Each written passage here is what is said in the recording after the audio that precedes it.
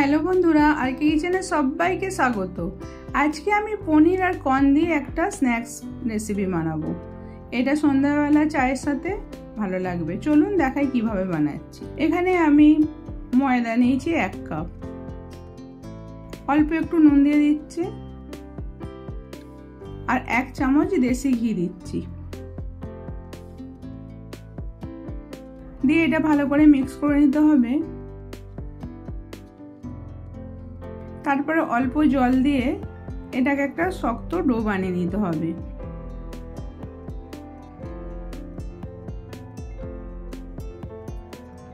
এবার মাখা হয়ে যাওয়ার পর এটা আমি আধা ঘন্টা চাপা দিয়ে রেখে দিচ্ছি।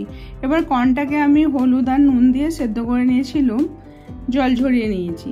তারপর কর্নগুলো একটু অর্ধেক পিষে নেব, পুরো গোটা পিসবো না, একটু দানা দানা থাকবে।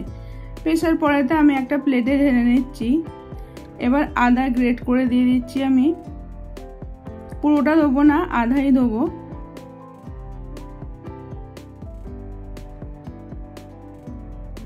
তারপরেতে এটা দিচ্ছি তন্দুরি মশলা আধা চামচ, স্বাদ মতো নুন,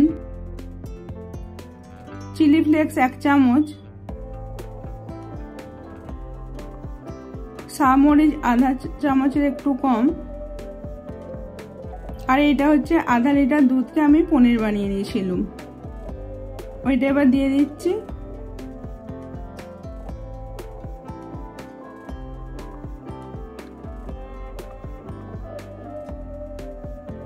এবার একটু কসুরি মেথি দিয়ে দিচ্ছি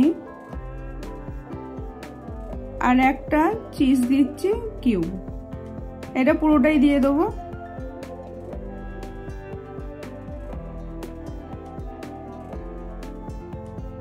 ভালো করে এটা দিয়ে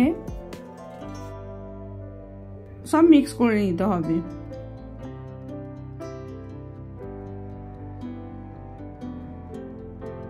ভালো করে মিক্স করে নিতে হবে এটাকে। তারপরেতে আটার ডোটাকে নিয়ে একটুখানি মেখে নিতে হবে। মাখার পরে লেচি কেটে নিচ্ছি।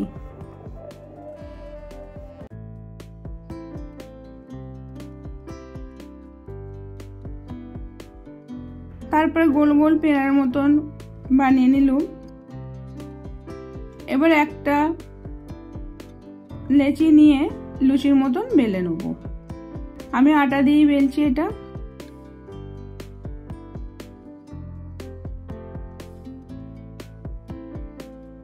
এবার একটা ছাঁচ নিয়েছি, হালকা একটু তেল লাগিয়ে নিলাম, নিয়ে ছাঁচের ওপরেতে এই লুচিটা বসিয়ে দিতে হবে। তারপরেতে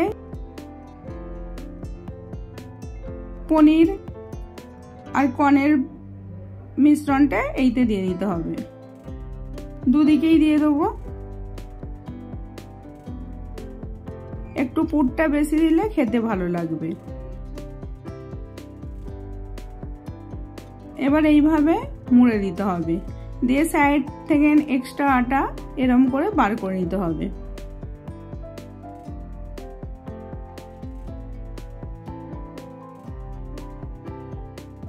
এইভাবে বার করে নেওয়ার পরেতে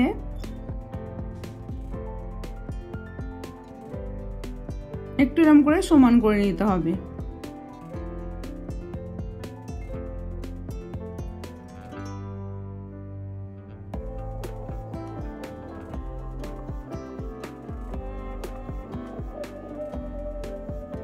এইভাবে আমি সবগুলোকে বানিয়ে নেব।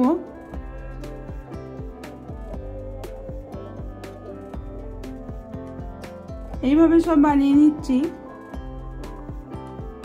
তারপরে গরম তেল কড়াতে বসিয়ে রেখেছিলাম, একটু হালকা গরম থাকতে স্ন্যাক্সগুলোকে দিয়ে দিতে হবে।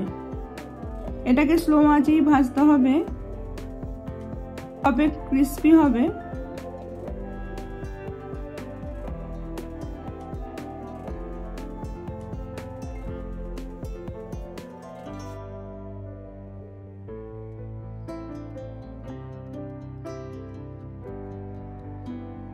এইভাবে উল্টে পাল্টে ভেজে নিতে হবে হালকা গোল্ডেন ব্রাউন করে।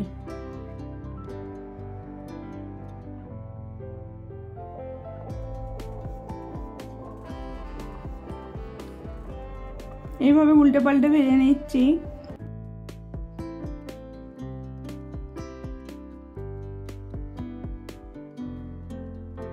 ভাজা হয়ে গেল, এবার আমি তুলে নিচ্ছি।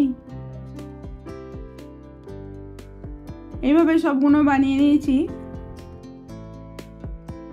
আমি একটা ভেঙে দেখাচ্ছি পুরটা কত সুন্দর ভেতরেতে আছে, একদম ফেটে বাইরে বেরোয়নি। এইভাবে বানিয়ে দেখবেন, ভালো লাগলে লাইক কমেন্ট শেয়ার করবেন। আবার অন্য কোনো রেসিপি নিয়ে আসবো।